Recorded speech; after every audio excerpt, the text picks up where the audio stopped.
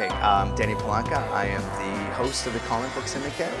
I have been with the show since inception, so probably around 4 years or so. I basically host the show. I'm the mediator, and try to be funny sometimes. Hi folks, how's everybody doing out there? This is Al Marcotte on behalf of the Comic Book Syndicate.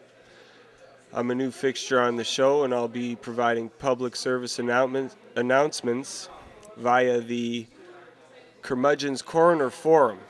Hi, I'm Jolie Inthavong. I am a co-producer and the production manager for the Comic Book Syndicate. I kind of got started. I came to a premiere and no one else was here, and it was actually on the wrong day. Mike showed up and he invited me to come out to work on the show, or just to at least see, because I was a little bit scared, and it kind of snowballed from there 2 years ago now, and I'm still here. I'm Sean Ty. I am the co-producer, set director, and skit writing, editor, and many other things. I'm half of everything on the show is me. A third, if you count Jolie. Okay, hi, my name is Michael Poirier. I'm one of the co-hosts of the Comic Book Syndicate. My secret identity on the show is Mike L.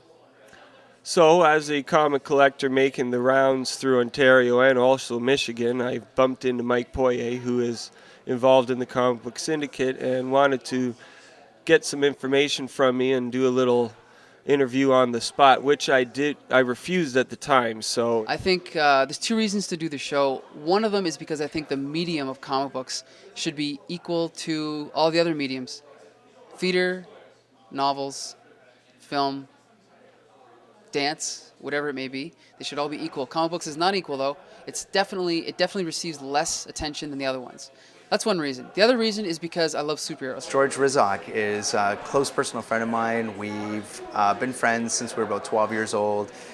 We used to ride our bikes to go buy comic books from Tecumseh Town to Windsor and back every month when the new titles came out.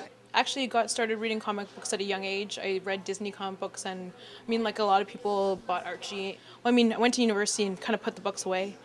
And then Buffy got canceled and they made her into a comic book, and that's kind of what picked it up from there. I'm not into mostly mainstream, what they call flights and tights comic books. I mostly like independent titles, but I do enjoy a little, like, you know, Superman and Flash here and there.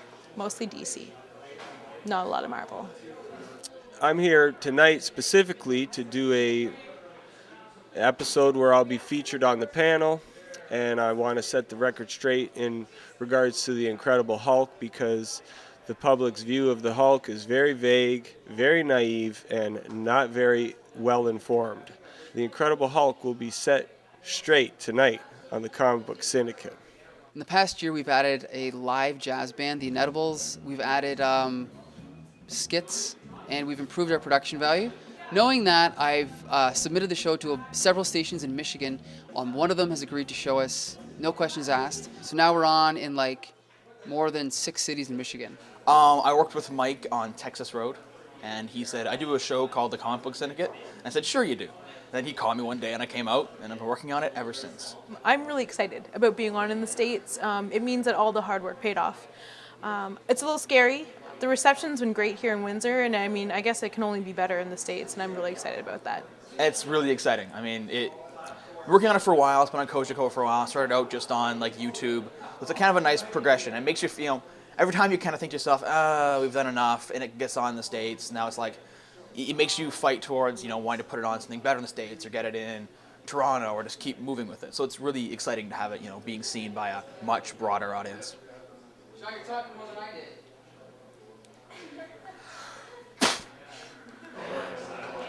It's pretty cool. I've worked with Mike Poirier for probably about 7 years now. He was one of the camera guys on Culinary Chats, and we met through there, and we've done a lot of different jobs and stuff.